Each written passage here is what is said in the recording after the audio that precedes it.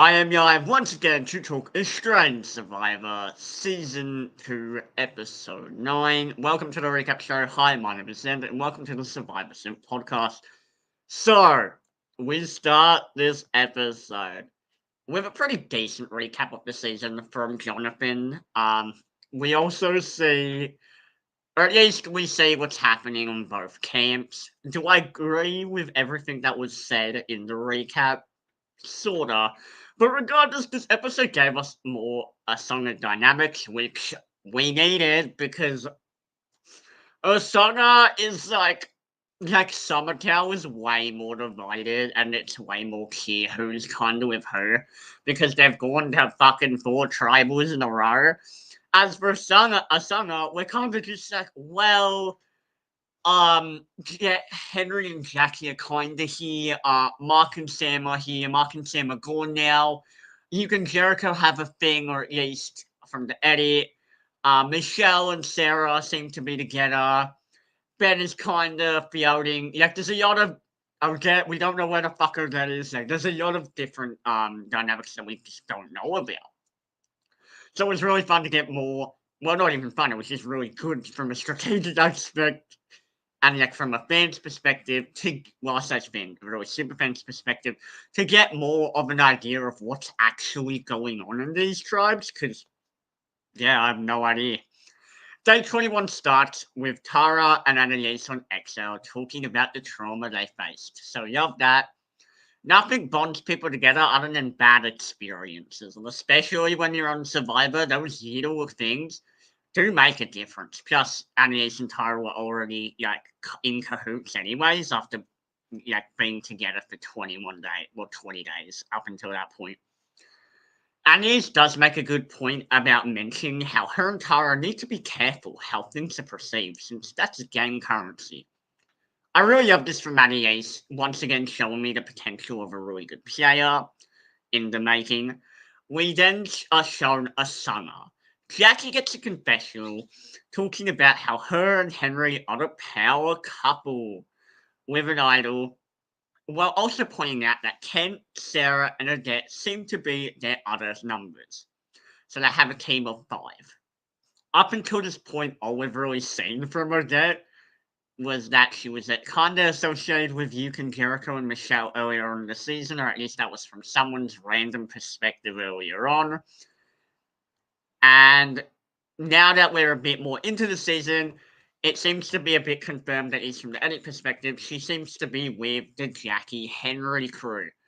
I think it's good that we as an audience are seeing what the deal is with that, because you don't want to get into the majority of the season and not know where people stand, because otherwise you're just that's not helpful. I think another thing to discuss is when. Well, I mean, before we even get into that, we get here a scene of Jackie's crew, or the perceived 5 crew, making fun of Michelle and Ben being useless. And then it pans. Well, it pans. It pans to Michelle and Ben's conversation where Michelle is talking about Jackie's laughing. That she's constantly reminding everyone that she's 51 years old. Like it's her only personality trait. Luke, Jericho, and Ben are there.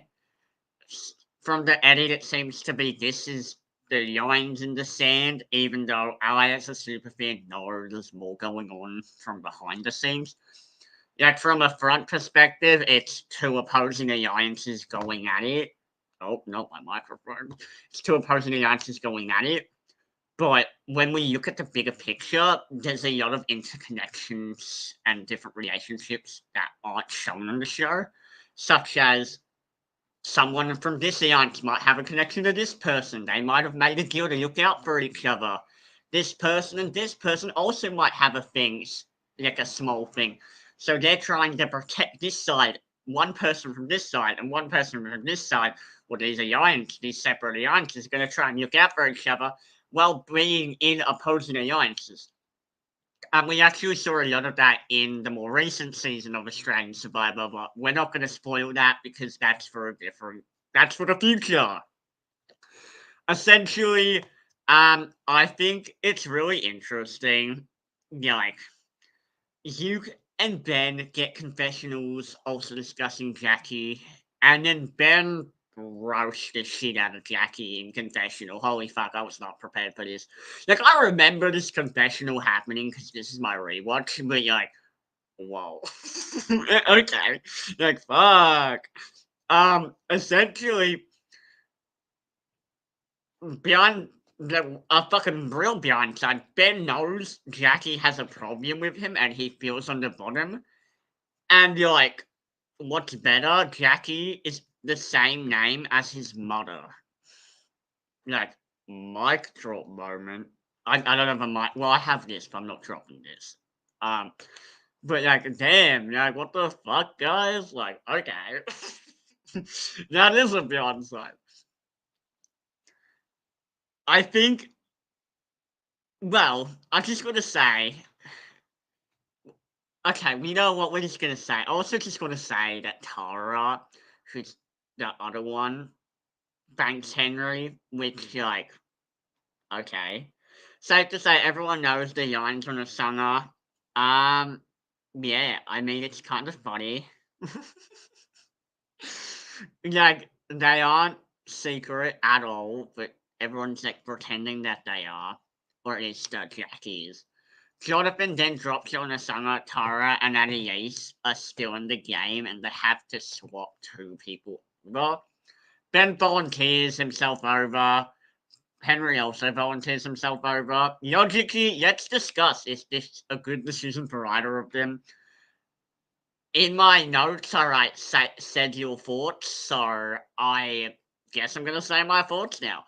I mean, look, logically, I think from Ben's perspective, if he feels on the bottom and he feels like he's next to go, I mean, can you really blame him? No matter what, he's gonna be perceived on the bottom on either tribe, right?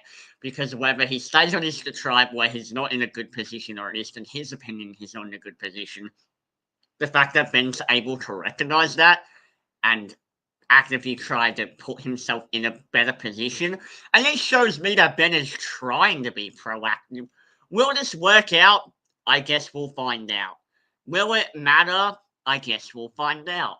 Regardless, at least Ben is trying to be proactive, which, if you know me, there are two types of players. There's the passive players who wait for other people to make a game move instead of making the game move themselves.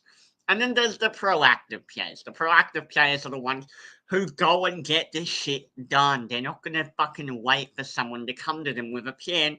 They're gonna start figuring out, hey, I'm on the bottom, I need to get off the bottom. This is my plan, this is what I'm gonna do. So at least we got that from Ben, which is more than I guess a lot of people I think would say from Ben, considering he's 20. Which, yes, I am also 20, but the difference is Ben is not a super fan, or at least not from my knowledge. Ben is not a super fan of Survivor. So obviously, someone like me who studied it my entire life, it would have different expectations for me as opposed to Ben. But anyways, I think that's fine from Ben, honestly. I don't really blame him too much for this decision. For Henry, though, oh, I mean, my instant reaction is I don't like. I get what Henry's trying to do when it's kind of like, oh, I'm gonna run both tribes, and then I'll have an even stronger alliance, and I'll have more power. Dude, one step at a time. The second you leave Asuna, which is what we ended up seeing this episode. Spoiler yet. If you haven't seen this episode, obviously go watch it first.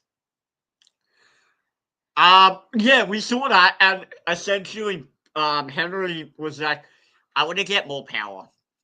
And I was like, Henry, you were literally like in a good spot.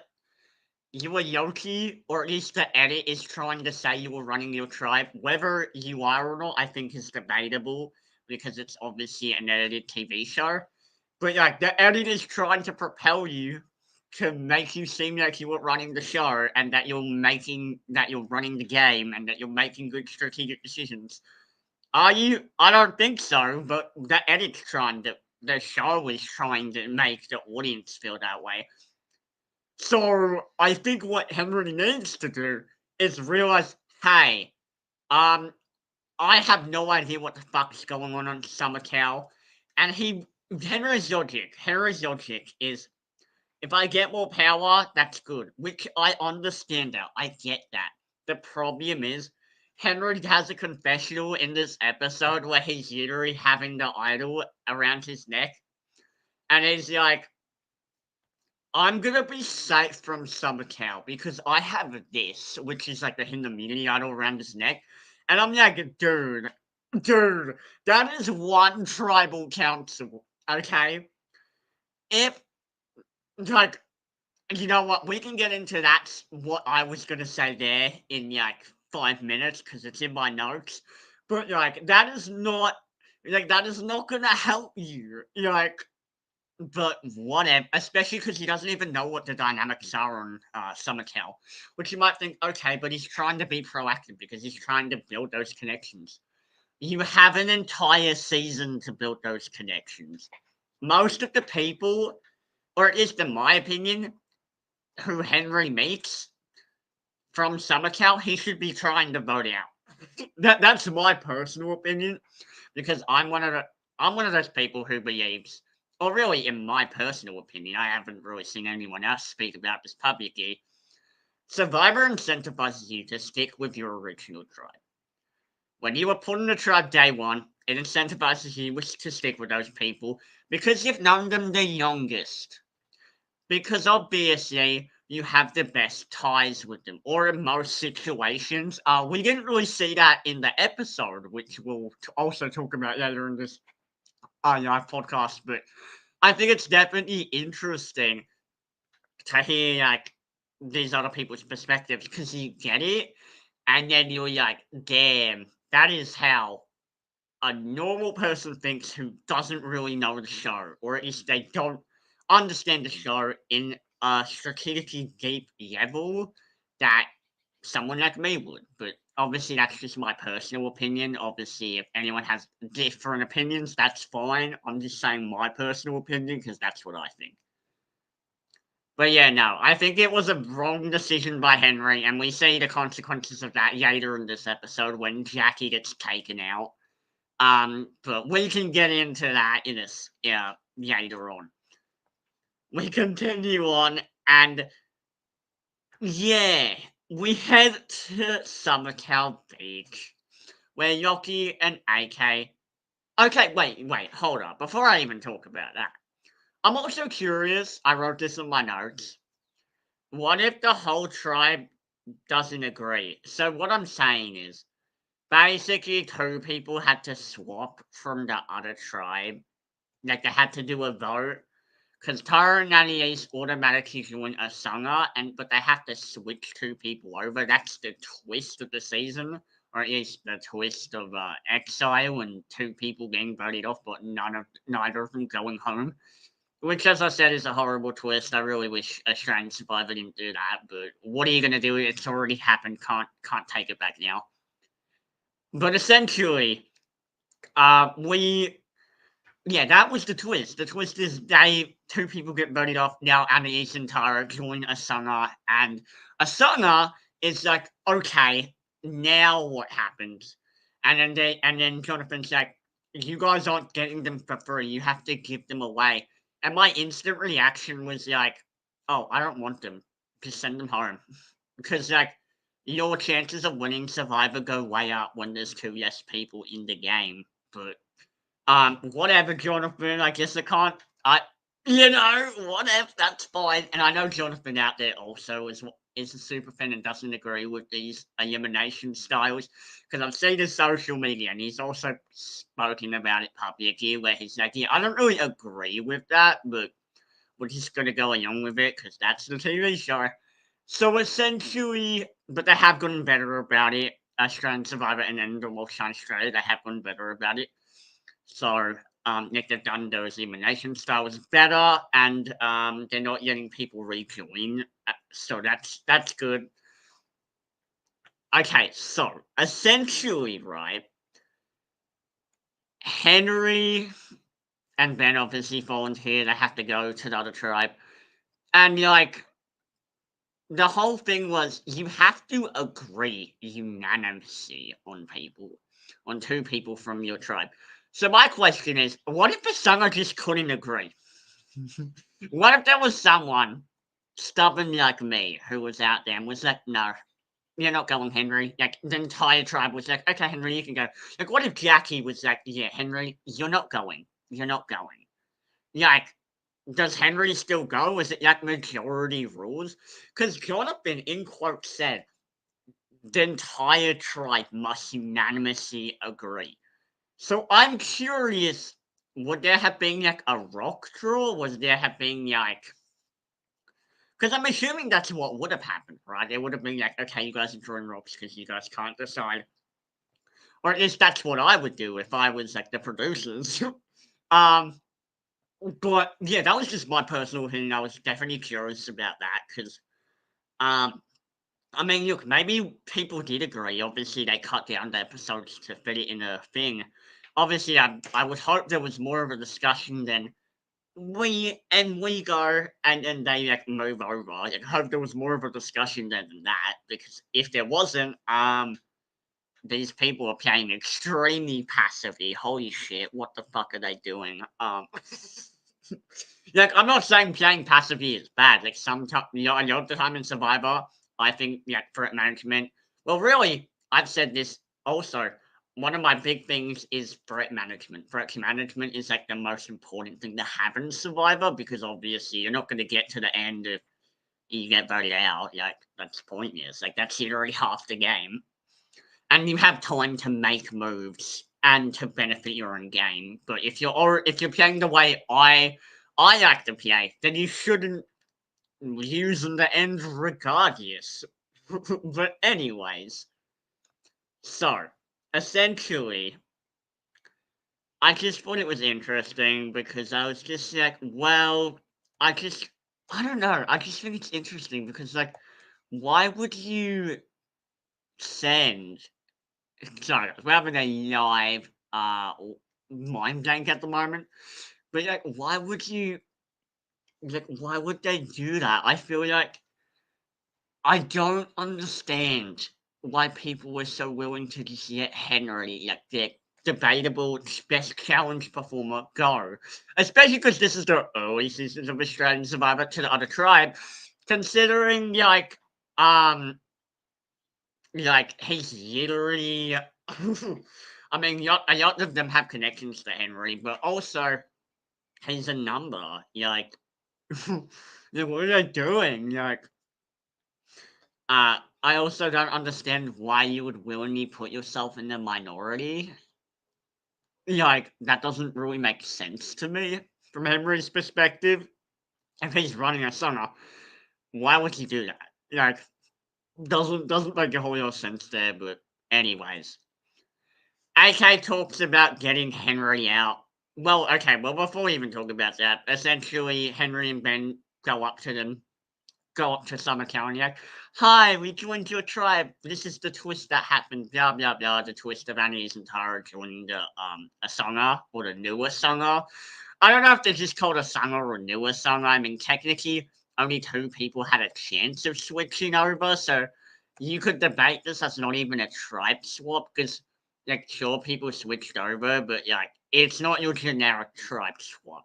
It's kind of like Survivor China in the Survivor US, where Aaron and James, well, where one of the tribes was basically Young was like had to pick two people and send them over. Well, two people got chosen to join the other tribe, but whatever. So essentially, AK talks about getting Henry out, and yeah, we are also given a scene where AK and Henry both basically just lie to each other, tell each other a bunch of bullshit, both trying to hide their games, which is a pretty hilarious combo on good TV. Yeah, I mean, look, understandable. You wouldn't be joining a tribe and saying, "This is who I'm in an alliance with. This is the control I have," because that'd be dumb as fuck. Obviously, so blame either of them for that. We continue on. And I'm a bit confused why they both don't think the other one will hear the truth eventually, considering people literally talk. Like, it's not like they're all just sitting on an island awkwardly for 59 hours. Like, that isn't what Survivor is. Like, people talk. And if you're playing the game you're supposed to, you talk to everyone, you ask questions to everyone, you try to get information constantly, even if you think you're in a fucking amazing position. The second you start feeling confident, keep checking, keep fact checking, keep being going around getting reassurance, as in like not being paranoid reassurance like we saw from Sam, but getting like, okay, this adds up, okay, yep, what's in their best interest, okay, what are these people's motives? But obviously that's very analytical of me, and I have to remember that sometimes I go on like this deep spiral where I'm like, this means this, and no. I mean, look, hopefully this interests you guys because it interests me.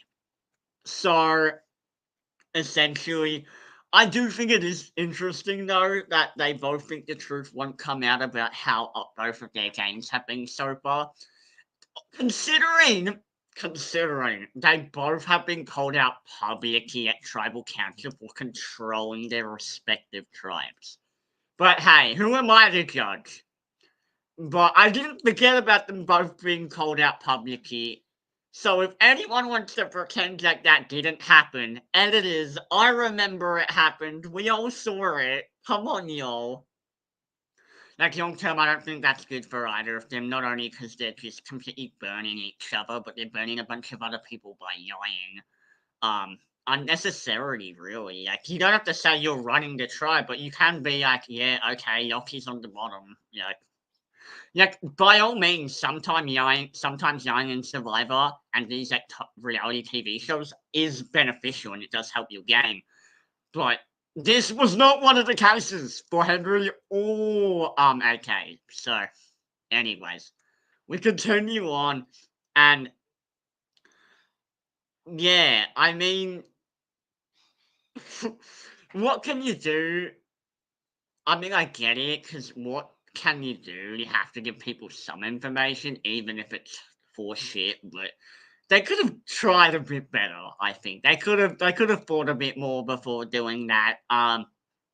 Yoki gets a confessional talking about being on the bottom of Summertown, and he wants to get Henry on his side. As for Ben, I guess the edit forgot Ben existed.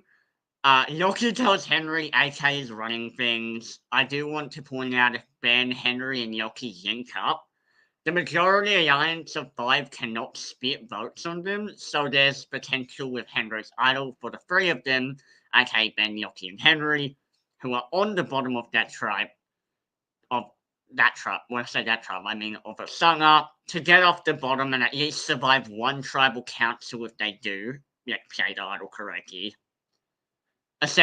Assuming the 5 majority answers Ziggy, AK, Tessa, Jared, and Peter sticks together. We then head to Asanga Beach, and unlike Summertown, Asanga's tribe dynamics are a bit more shifty, as 2 of their members who weren't voted off just fucking ditched them. So, and they went to Summertown, so that's fucking crazy. Jackie gets a confessional talking about how pissed she is that Henry went to Summertown with the idol, totally leaving her high and dry, as he likes to describe it in his confessional. Which, yeah, he kind of did do that, didn't he? To be fair, to be fair to Henry specifically, it's not like he could pull Jackie aside privately and discuss this with her without it making it obvious they were in cahoots. Even though, I mean, obviously, if you're sitting on an island in fucking public sight in front of everyone, people are gonna know you guys talk. So at that point, and also in Survivor, it's hard to hide your alliances. So by all means, he should have just grabbed like all of his 5-person crew and just been like, "We're majority. This is what I think's best for us." But even that is fucking ballsy as hell because you're doing that publicly. It's like, like. But anyways, because you're also trying to not want to show the pecking order as well, which is the reason why most people flip in Survivor, or because they're trying to win the game. It's one of the 2 of them. two of those reasons. Yeah, essentially, I just, yeah, I mean, look, Hi-Fi. Oh, nope, that was completely something else. Jackie jokes that her and Henry were supposed to be a power couple when they go back to Asuna, which why she even joked about that information in front of her. Tribe is a bit ballsy, and this is after Annie's and Tara joins their tribe, for the record. So, like, when Tara and Annie's first walk up to the new beach of Asuna's tribe. And yeah, it's ballsy as. I mean, if I was being called out for being in a power couple, I've mentioned it once at tribal council, but I wouldn't mention it again because the more times you mention it, the more it's going to pop in people's head, the more people are going to think about it and be concerned about that. Whatever, but I guess whatever strategically, right? I mean, who gives a shit at this point? I mean, they've already yet to cut out of the bag a bit. She also says that she needs to be a Sangha strong and that she will feel safe, which is a pretty generic strategy in Survivor. The problem is someone is going to be on the bottom of a Sanga's crew or the Sangha tribe or the original Sangha. And whether they realize it or not, I guess we'll find out. But I do understand the mindset because that's a mindset I have in orgs a lot of the time. But there are a lot of other things you need to consider before making decisions in these. And in shows like Survivor. And yeah, I mean, look, I get the mindset of getting rid of two randos and keeping people we know over the devil we don't know. And overall, you just have more information about the connections that the original Asana have as opposed to Anis and Tara, who you have no connections to, and you have no idea what their actual connections are.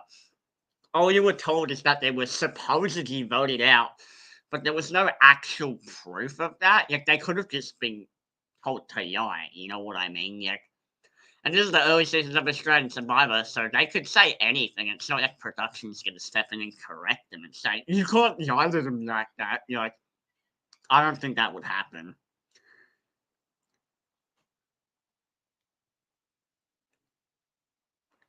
Uh, like, ooh. And plus, it wasn't even confirmed or denied, really. You're like, ooh, which, yeah, I wish there was. I mean, maybe there was a rule in case that I just wasn't aware of, but I don't think there was a rule.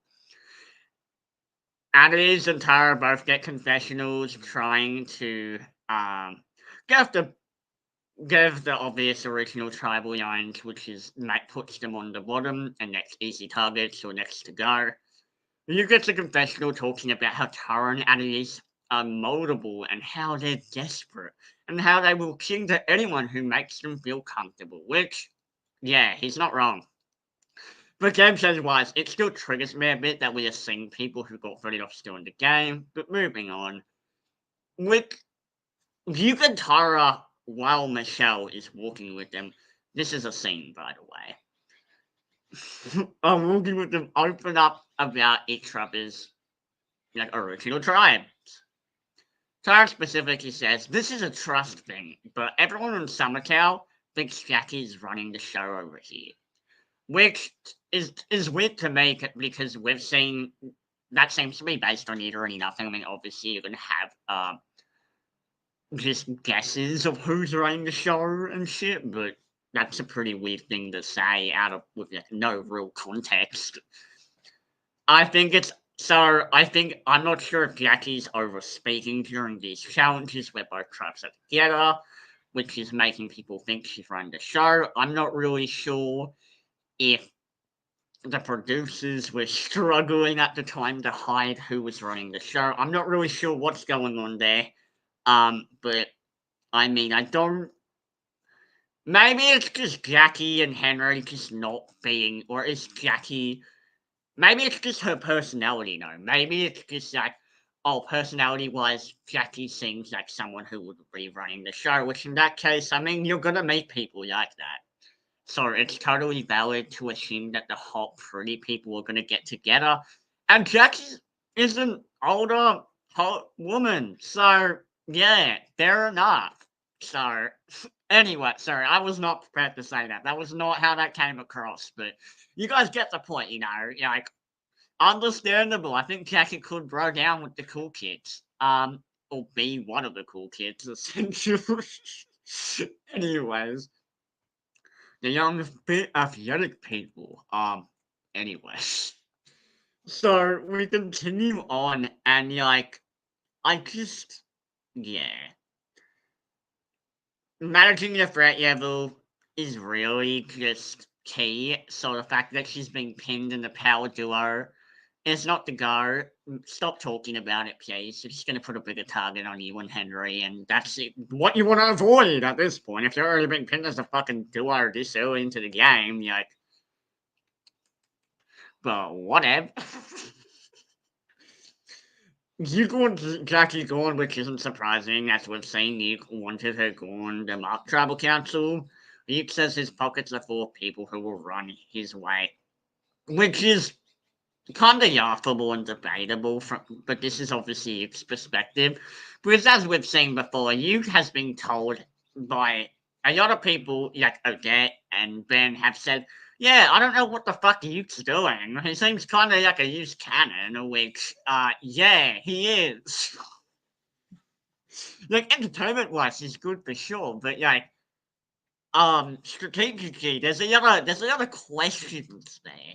And if we don't remember, had the Anis and Tara actually gone home, right, and there wasn't a tribe twist, I don't want to say swap because it really wasn't a swap. It was more like just a twist. We would have, as we saw, Henry and Jackie were saying, Nuke is probably the next to go. So let's not forget about that. That specifically helps Nuke's positioning in the game. This twist, but anyways, so we continue on, and which is, I mean, look, it's great for him. Obviously, it's just a coincidence.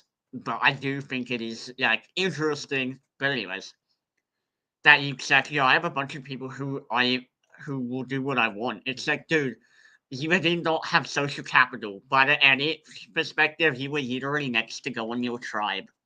What are you talking about? Like, let's not forget about that, guys. Okay, so we continue on, and Jonathan once again asks random questions at the South Challenging at the South Challenges. Jonathan asked Yoki specifically, how does it feel to have Henry and Ben on their tribe? And Yoki mentions how it's great to have Henry around, but just doesn't mention Ben at all. And I get this is an edited TV show, so they probably had to cut that section out. But if I was Ben, I would have been like, what about me, dude? Like, Yoki's so... like, not great work from Yoki there. Like, showing Ben he's probably the lowest person on the totem pole on New Summercow Tribe, which, logically, he probably figured that out anyways, based on challenges, but, like, and, yeah, because the original tribal lines, of course, Ben would be the weakest on when he's probably the least connected person outside of Henry, who is now on this new Summercow Tribe, right? So obviously Ben would be perceived as the weakest person that is his target, which I could sit here and rant about challenge strength all day long and how stupid and irrelevant I think that is for voting people, but what am I to judge, right? I'm not out there, but I will be, trust. We'll get there one day, guys. So essentially, yeah, I don't know. I don't know how I feel about Yoki constantly trying to highlight people's games being like, well, it's not even Yoki, it's more of Jonathan just being like, you called a shark, Yoki, holy shit. And Henry, the big boys, battle of the big boys. And like, it's like, I get that we are, like, this is supposed to be like intense and shit, but like, I thought you're definitely putting a target on people's backs, Jonathan. Like, like if you could not, that would be great. And also, Yoki, I really hope you didn't. Well, you did talk about Ben as well when Jonathan asked you that question. Because if I was Ben, I would have been completely sketched out by that answer. That would have made me be like, "Oh, Yoki's gonna want me gone." Like, ooh. Anyways, because that Yoki, it can tell Ben and Henry all day young. Oh, I'm on the bottom of old Summer Tower. I'm on the bottom of old Summer Tower. But there's no actual proof of that. They're just being told that, So he could be lying for all they know. So that would make me be like, is he with them? Is Summer Tower together? I don't know. So we continue on, and I just. You know what? Let's just continue on. I can skip to we can talk about immunity. Immunity is back up for grabs. Both tribes each get 3 members of their tribe to race in the water and get a ball. Kick the ball in the goal. First tribe to score 3 points wins immunity and is safe. Both tribes do this. Both tribes try to get the ball. It's just like normal soccer and footy. The normal shit. Get the ball, kick it in the goal. But instead, it's like in the water. I mean, look, it definitely is a mid challenge at best. I'm a little surprised because production value wise, I would have expected it to be a bit more I don't want to say interesting, but different. But it's fine. Like it's season 2 of Australian Survivor, so we're not gonna shit on the producers because they're still trying to figure out like what they're doing, and they have gotten better at like coming up with challenge ideas like we haven't seen in Tons vs Rebels. So we continue on, and unlike US Survivor, Jonathan enforces a rule. He enforces one of their singers females to sit out to even the genders on both tribes, which you could call helpful, but I'd call it pointless, as pre-merge the females tend to get voted off to challenge strength in most seasons of Australian Survivor anyways. But that's a separate discussion for another day. Tara sits out the challenge. For the most part, this challenge is decent, but I'm also confused why it feels like we are rewarding players for being able to kick a ball straight. But who am I to judge? I'm not a professional football player. Australian Survivor, or at least the first few seasons, feels very much like a sport match than more of a strategic and social game. Which, as I've mentioned before, the challenges are the least interesting part of this episodes for me, but that's just personal preference. Somertel wins immunity. Obviously, we have that intense, unnecessary music that really most of the time isn't even that intense. Like we have to remember the music isn't there when they are actually like out there.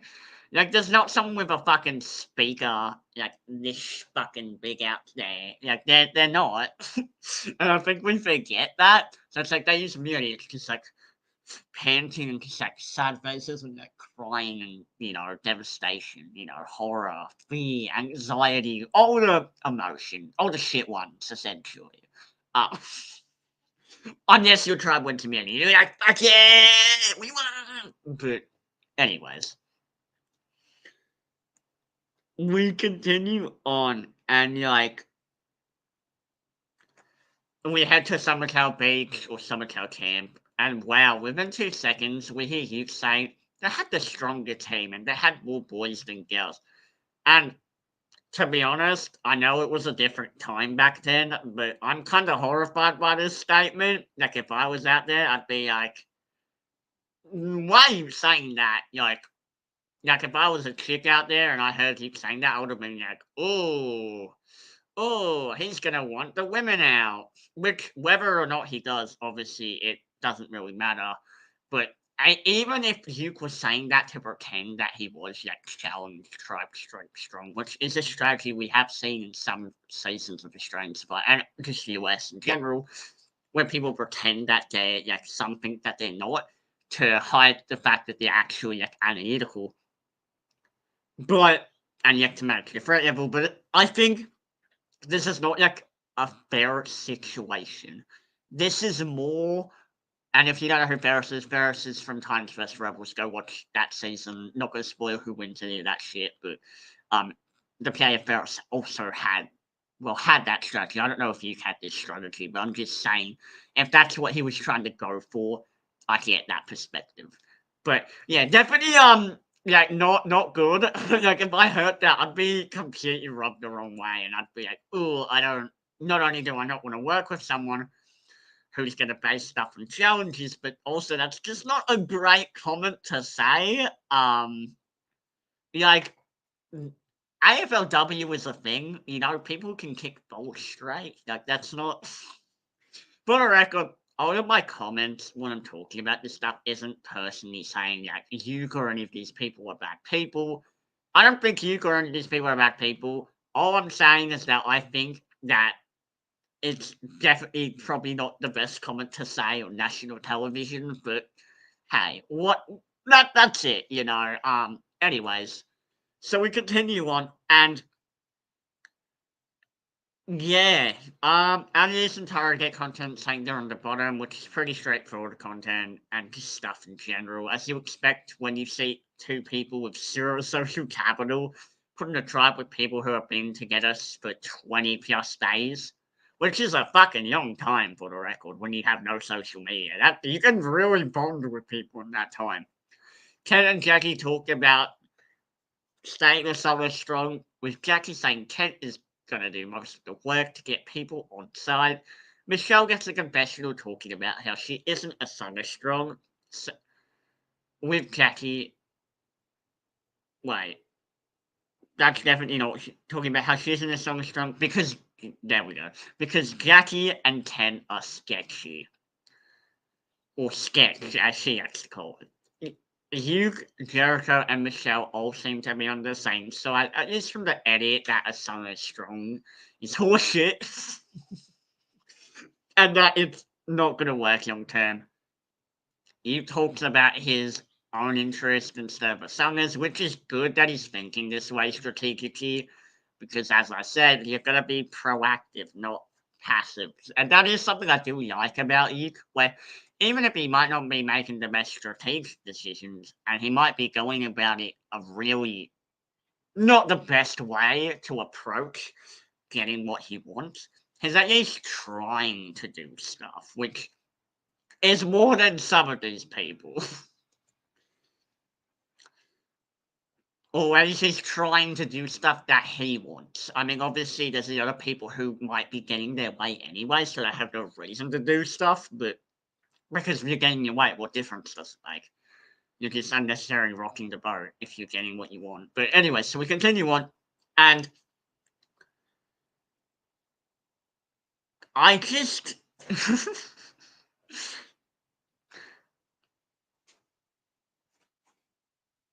But there is something I did write in my notes about how I don't know how that's gonna go for you though, because like the problem is Yuka's a use cannon who can't keep his mouth shut and says the wrong things to the wrong people, and that was as we've seen in previous episodes. Michelle tells Tara she feels closer to her and Anais in one day than she feels to Kent and Jackie the entire time. That is concerning, which could really show the really bad social game from Kent and Jackie. But I can't speak about their social game since we only get a limited amount of content from each of the episodes. Everything else is each individual player's perspective, pretty generic. Tara is Jackie and Kent's target. Yuke's crew, okay, Yuke, Jericho, and Michelle, at least from the edit's perspective, wants Jackie gone.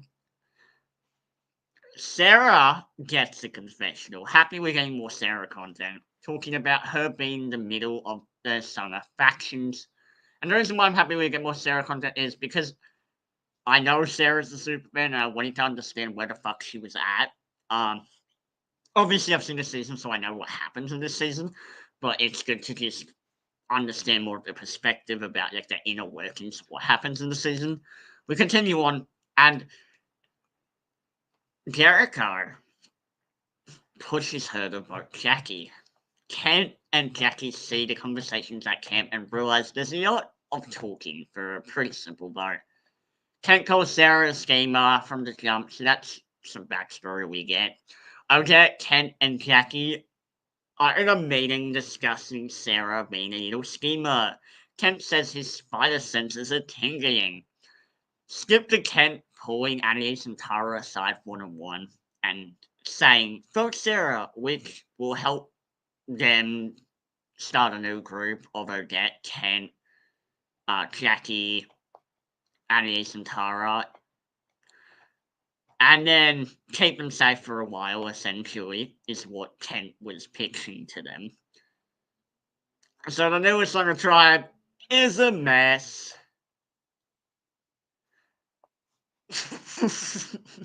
With Agnes and Tara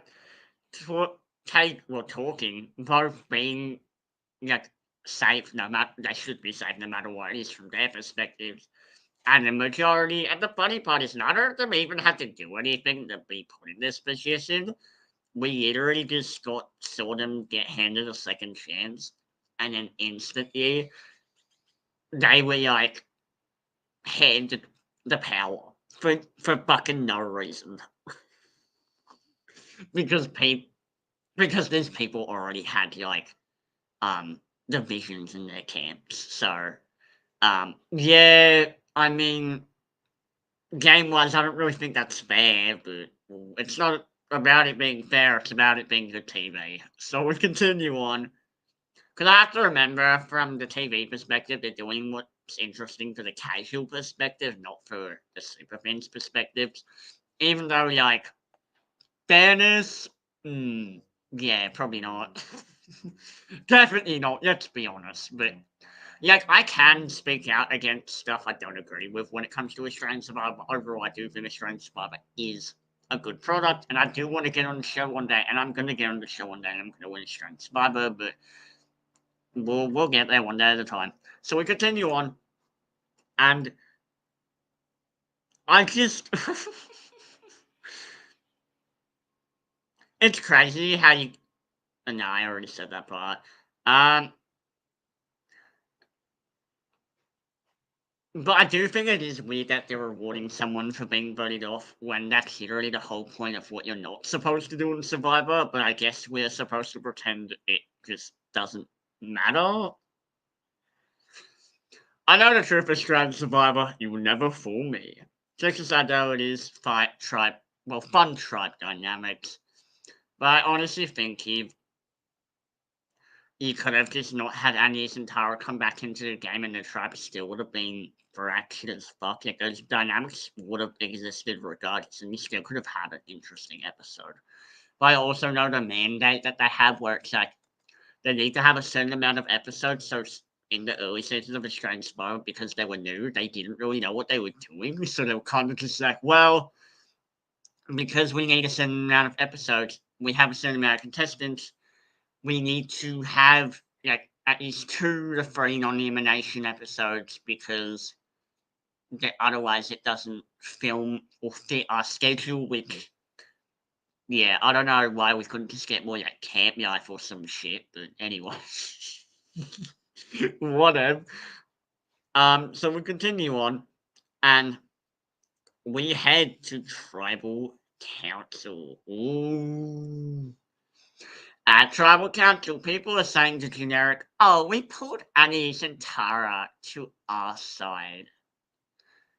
Which is debatable till votes are read, but I love the confidence. Tribal Council is pretty funny. Jackie talks about the voters and the editors keep panning the camera on Sarah. Then Jonathan asks Sarah, what are her thoughts? And Michelle says, it doesn't matter how you win if you're sipping cocktails. Which, Michelle isn't wrong. If you win the money and the game, what difference does it make? There was a lot of talk about following your gut, which, yeah, that's what you need to do in Survivor for your gut 100%. And in life.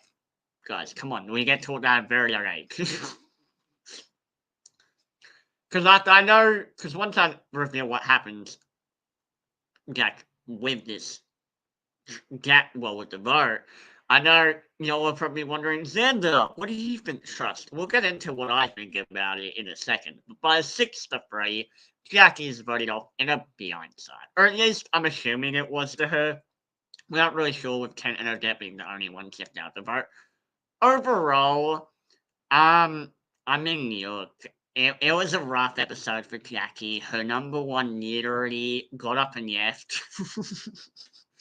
um, her ally Sarah, you could debatably say flipped on her, but you could also say Sarah was getting off a sinking ship, considering Jackie kinda went rogue and voted off Mark and Sam for no reason, considering their 5-person alliance. I think the yes and yearns here is, first of all, try not to be codependent on someone else in the game. Yeah, just because someone else has an idol doesn't mean you're safe. And second, yeah, maybe don't get pinned in a power couple after blaming people for being in a power couple and voting them off who were loyal to you. like, this isn't shade, but like that is something where I'm just like, I I don't. I mean, look, she did try. Jackie specifically did try safety precautions, where she's like, I don't want people to think we're the new Mark and Sam, so that's good. And spoiler, Jackie does end up coming back for All Stars, which I'm pretty happy about. At the time, I wasn't very happy about, but in hindsight, I'm happy she came back for All Stars just to get her redemption arc. But I do think that it's definitely interesting that you're like most of what Jackie did. I mean, she she aligned with someone who was not the best strategically, but at the end of the day, Henry did have her back. So she did find her close person who she trusted. She did manage to build a solid crew behind her. She was perceived to be in the majority and have power in the tribe, or at least from the edit's perspective. Whether she actually had control, I don't know. I think it's debatable. But I will say this, I definitely do think Jackie, more so than Henry, was the one pulling the strings. Because I think Henry, as much as Henry was strategic, I think Jackie was probably the one who was able to manage people a bit better, which is interesting because, as we saw, Michelle and Ben, I don't really have a good relationship with Jackie, and I think that was interesting, but whatever. Um, Overall, this was a pretty decent episode, and it's also putting it up to the next section of I say of my favorite parts of this season, but I know we're upcoming to some pretty juicy shit that's gonna go down, so that's exciting. Overall, yeah, I mean, look, I've had really fun so far reviewing this season. Well, I say reviewing, but rewatching this season because like there's a lot of good content out there. Um, Hopefully we'll see what happens. I think we're finally at a point now where we actually know who most of these people are and who's working with who for the most part. So as there's less people in the game, obviously it'll become even Kira and Kira. But yeah, thank you all for watching, and I will be live probably tomorrow, if not tomorrow, sometime soon, to recap episode 10. So thank you for watching, and peace out.